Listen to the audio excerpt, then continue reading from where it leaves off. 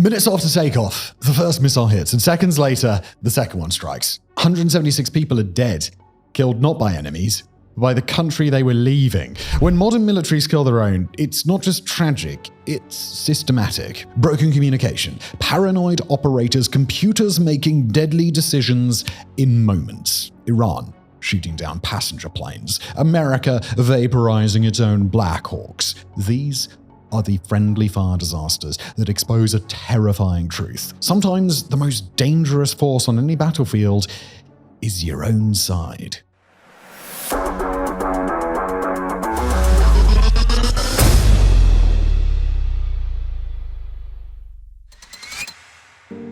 The 176 lives lost to paranoia.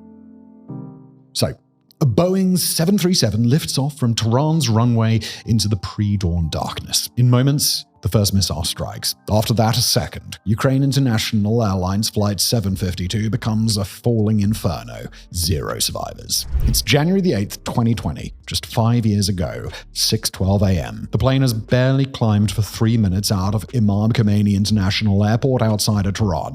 On board, families returning from holidays, students heading back to Canadian universities, newlyweds, children. 82 Iranians, 63 Canadians, 11 Ukrainians, plus citizens of Sweden, Afghanistan, Germany, and the UK. An entire PhD program at the University of Alberta was essentially wiped out in seconds. And the killers? Well, that's Iran's own Islamic Revolutionary Guard Corps. An air defense unit operator, staring at his Tor M1 missile system's radar screen, sees a blip, and he makes the most catastrophic decision of his life. He fires. And he does it twice. So here's what went wrong. Well, that would be just about everything. The radar system was misaligned by 107 degrees, meaning north was not actually north. The communication systems had failed. The operator couldn't reach his command center for authorization, and Iran had just launched ballistic missiles at US bases in Iraq hours earlier, retaliation for America killing General Soleimani. Everyone was expecting American bombers to materialize from the sky. People were trigger happy. But this wasn't an American F-35 on an attack run. This was a scheduled civilian flight, broadcasting its identity on a transponder, following its assigned flight path, climbing at standard commercial aircraft speeds. The operator had 10 seconds to choose, and he chose wrong. For 3 days, Iranian officials stuck to their lie. Mechanical failure, engine problems, tragic accident. They bulldozed the crash site with literal bulldozers. They power washed evidence away. They told grieving families to stop asking bloody questions. But then the internet fought back. Videos started flooding Twitter and Telegram, security camera footage showing a missile streak, cell phone videos of the impact explosion, doorbell cameras catching the plane trying desperately to turn back while on fire. Open source intelligence analysts started connecting the dots. Bellingcat investigators geolocated every video. The New York Times visual investigation team mapped the missile trajectory, and ordinary Iranian citizens risked their lives to share footage. The evidence became truly undeniable. On January the 11th, Iran finally cracked, admitting what the world already knew, that they had murdered 176 innocent people. Months later came their investigation, blaming human error and claiming the operator mistook the 737 for a cruise missile. A very, very big cruise missile, mate. Canada, Ukraine, Sweden, and the UK immediately called bullshit on that. How does a cruise missile climb slowly at 8,000 feet with its transponder on? How does it look exactly like every other commercial flight that takes off from that airport? Some low-level operators faced secretive trials in Iran.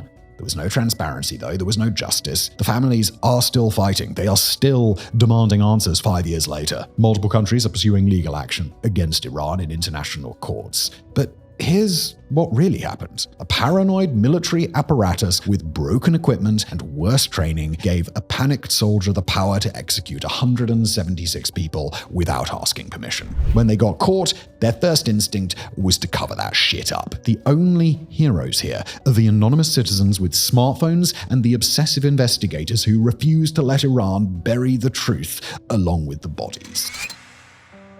Iran's navy obliterates its own ship, the Konarak disaster. Let's stick in Iran for just a moment. An Iranian frigate lines up a target practice in the Gulf of Oman. The missile launches perfectly, it tracks perfectly, it strikes perfectly, except it struck the wrong ship perfectly. It struck a ship with people on it. 34 of their sailors, in fact. It's May the 10th, 2020, a bad year for Iran apparently, and the Iranian Navy is running live-fire drills near the Strait of Hormuz, that critical choke point where 20% of the world's oil passes. The frigate Jamaran is showing off, preparing to launch a Nor anti-ship missile, basically Iran's knockoff version of the Chinese C-802. Their target, a floating barge, for target practice. But there's a problem. The support vessel, Konarak, is still hanging around in the target area. She'd just finished placing the target barge in position and was still super close to it. And then the Nor missile launches. Now, these things pack 165 kilograms of high explosives and fly at nearly the speed of sound. The missile's seekerhead starts scanning for targets and it finds one immediately. A nice big metal ship. Lock achieved. On the wrong one. The missile slams into the Konarak at full speed. The explosion massive. 19 sailors die instantly or in the moments after. 15 more are wounded, some critically. But here's where it gets worse. This is the same Iranian military that just 4 months earlier shot down a passenger plane with 176 people on board. You might have heard of it. The same military that insisted that was an accident too. Now they've managed to blow up their own ship during a training exercise in broad daylight with no enemy for thousands of miles. The failure? Pick your theory. Maybe the Konarak was too close to the target and the missile seeker couldn't differentiate between them. Maybe someone programmed the wrong coordinates. Maybe the missile malfunctions. Maybe, and this is the scary one, nobody bothered to check if the range was clear before firing a ship-killing missile. This isn't some complex combat scenario with fog of war and split-second decisions. This is the naval equivalent of shooting your mate at the gun range. Because reasons. The aftermath photos are brutal. The Konarak's forward section is just gone, replaced by twisted metal and char marks. Sailors who survived described the chaos, men thrown into the sea, others trapped in twisted wreckage, the ship taking on water. Iran, they promised a full investigation, and shocking nobody, the results were never properly released. No accountability was announced, no changes were publicized, just another unfortunate accident to add to the pile. Apparently Iran loves those. But here's what this really does reveal. Iran's military has a competence crisis. When you can't run a basic training exercise without killing scores of your own people, when your safety protocols are so broken that a support ship can loiter next to a target during live fire drills, when nobody thinks to verify the range is clear before launching missiles, well, it's not looking good, Iran, is it? This wasn't friendly fire in the heat of battle, it was just gross incompetence. 19 sailors paid the price for what amounts to criminal negligence dressed up as a training exercise. Everyone watching around the world saw Iran's military for what it really is. Dangerous, mostly to itself. Black Hawk down when American F-15s killed 26 allies. 2 blips appear on a radar over northern Iraq. Unknown helicopters bearing 090. The F-15 pilots armed their missiles. 26 people are about to die in one of the worst friendly fire disasters in US military history. It's April the 14th, 1994. Operation Provide Comfort is protecting Iraqi Kurds from Saddam Hussein. It's a multinational humanitarian mission with a no-fly zone enforced by American fighters. 2 U.S. Air Force F-15Cs, call signs Tiger 1 and Tiger 2, are on a routine patrol when their AWACS controller vectors them toward unidentified helicopters. Those helicopters? Well, they're 2 U.S. Army UH-60 Blackhawks carrying a VIP delegation. American military officers, State Department officials, British, French, and Turkish officers, as well as Kurdish representatives. They're on a diplomatic mission. They are not on a combat run. And here's where everything goes oh so catastrophically wrong. The AWACS crew, the eye in the sky that's supposed to coordinate everything, had tracked these Blackhawks taking off from Turkey. They knew they were friendlies. But when the helicopters landed briefly in Iraq and then took off again, the AWACS tagged them as new unknown contacts. The critical information that these were the same friendly helicopters never made it to the F-15 pilots. The Blackhawks, IFF, that's Identification Friend or Foe transponders, were squawking Mode 1, an older code. The F-15s were looking for Mode 4, no match, strike 1. The helicopters were also on a different radio frequency than the fighters. They couldn't talk to each other, and that's strike 2. Tiger 1 swoops down for a visual identification pass. He's traveling at 450 knots, 1,000 feet above the helicopters. In seconds, he has to identify the aircraft type. He sees what he expects to see: enemy Hins. But these weren't Hins. They were Blackhawks with US Army markings clearly visible on the fuselage. Bit of a whoops, and that whoops is Strike 3. Tiger 1 clear to engage. The first AMRAAM missile vaporizes the trailing Black Hawk instantly. 5 seconds later, a Sidewinder from Tiger 2 destroys the lead helicopter. No survivors.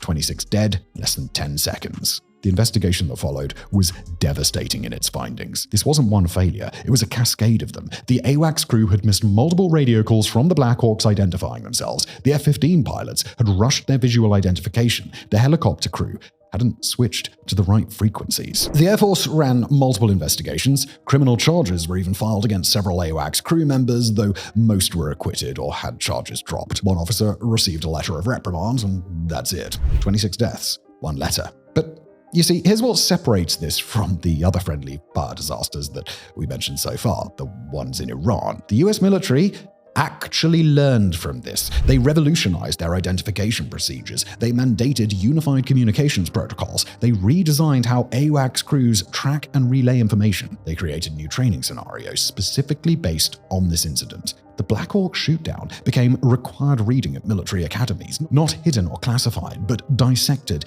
in excruciating detail. Every pilot, every controller, every officer studies what went wrong that day. It is a textbook example of what James Reason calls the Swiss cheese model. Multiple layers of defense, but each with holes. Line up those holes just right, and disaster can punch through. And on April the 14th, 1994, every hole aligns perfectly.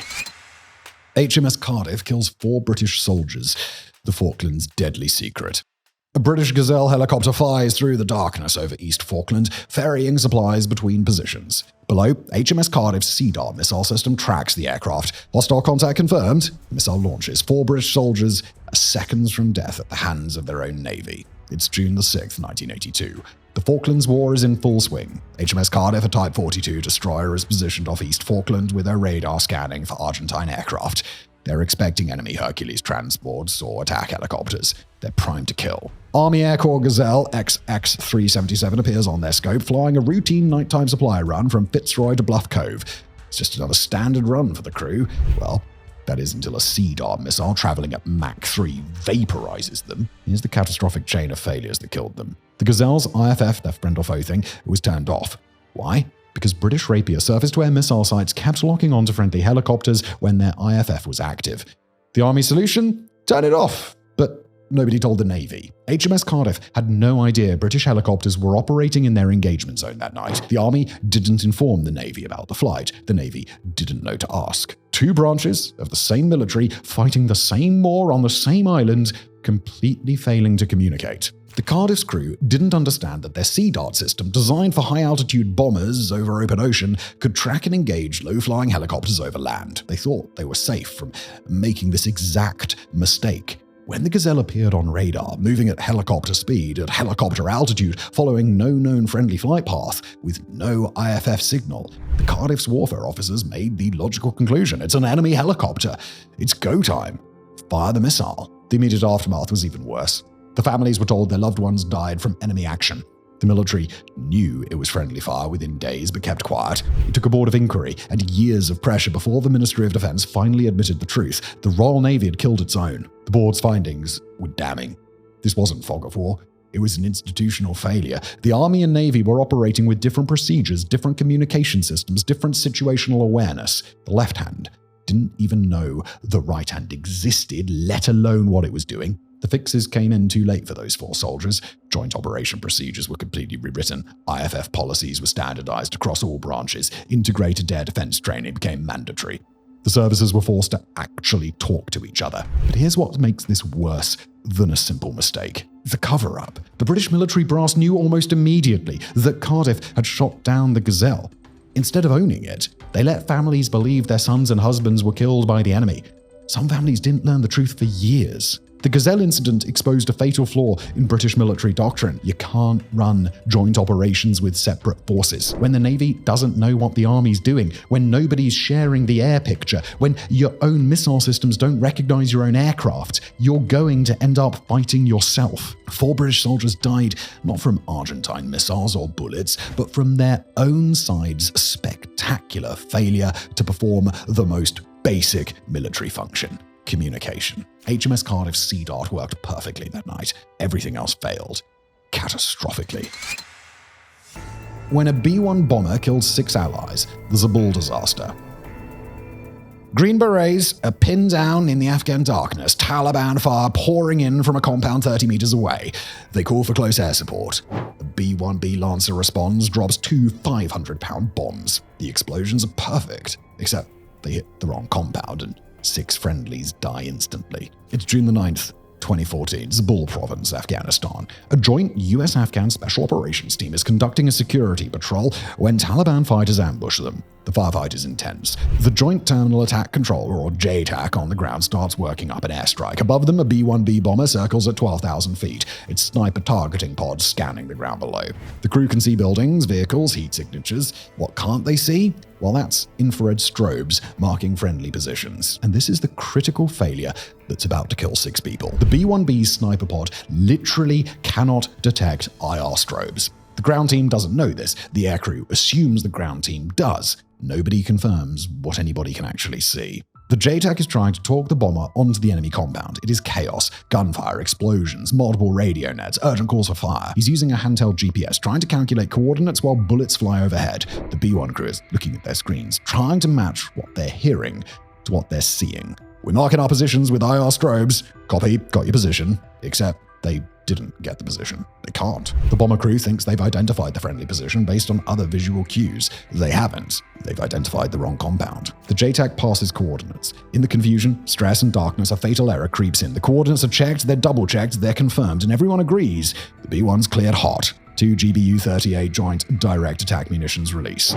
These guided bombs are incredibly accurate. They're going to hit within 5 meters of whatever coordinates they've been given. 30 seconds later, they do exactly that. The wrong building. The friendly position. 5 American Special Forces soldiers and 1 Afghan soldier are killed instantaneously. The compound they were taking cover in is obliterated. The Taliban position 30 meters away is untouched. The investigation that followed was brutal in its conclusions. This was completely avoidable. The B-1 crew didn't understand their equipment's limitations. The ground controller didn't know the aircraft couldn't see his strobes. Nobody verified visual references. 4 Air Force personnel would be disciplined. The B-1 pilot and weapons system officer had their wings temporarily revoked. But here's what makes this really infuriating. This exact limitation, bomber targeting pods that can't see IR strobes, was a known issue. It had been a problem for years and pilots knew it. JTACs were supposed to know it. But in the chaos of combat with lives on the line, that critical piece of information never made it into the conversation. The fixes came, as they do, too late. New training protocols emphasizing equipment limitations, mandatory verbal confirmation of what sensors can and cannot see, updated checklists that specifically address IR strobe visibility. The Zabul incident became infamous in the close air support community, not because it was unique, but because it was preventable. 6 people died because million-dollar technology couldn't see a $20 strobe, and nobody thought to mention it until the bombs were already falling. The Patriot missile that killed RAF heroes. Automation gone wrong. An RAF Tornado screams through the Kuwaiti night, heading home after a bombing run over Iraq. The crew had survived Iraqi surface-to-air missiles and anti-aircraft fire. They're almost safe. Then, an American Patriot missile locks on. 3 seconds to impact. It's March the 23rd, 2003. The Iraq War, just 72 hours old. RAF Tornado GR-4A ZG-710 is returning to Ali Al-Salam Air Base in Kuwait after a successful mission. Flight Lieutenant Kevin Main and Flight Lieutenant David Williams have done their job. They're 3 minutes from landing. A US Army Patriot battery suddenly classifies them as hostile. Not as an aircraft, as an incoming anti-radiation missile, the kind specifically designed to home in on Patriot radars and destroy them. The automated system makes a decision in microseconds. Engage and destroy.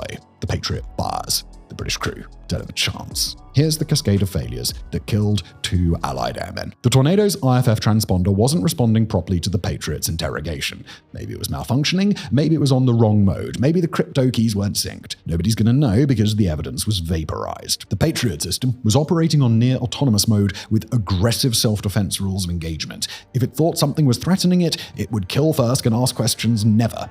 The human operators, they were barely in the loop. The battery had terrible situational awareness. They didn't know friendly aircraft were operating in their engagement zone. They didn't have the air tasking order that would have told them exactly when and where coalition aircraft would be flying. They were essentially blind, relying entirely on their radar returns and automated threat classification. The Patriot software was programmed with broad threat parameters. It saw something moving fast at its altitude without proper IFF on a bearing that could be interpreted as hostile. The algorithm decided this is an anti-radiation missile. It never considered that it might be an Allied fighter jet. The system gave the crew 3 seconds to override.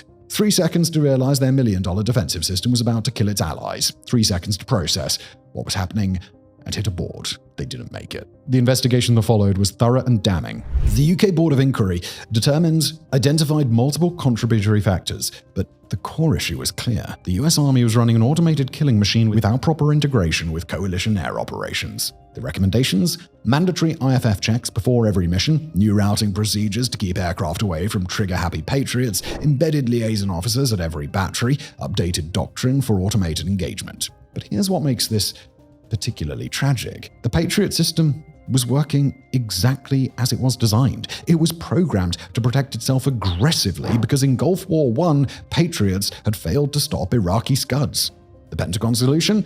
Make them more aggressive, make them autonomous. Let the computers decide. Well, the computers decided to kill Kevin Maine and David Williams. This wasn't human error in the traditional sense. This was what happens when you hand life and death decisions to algorithms without maintaining human control. The Patriot operators were essentially watching their system work perfectly, just perfectly wrong. Thank you for watching.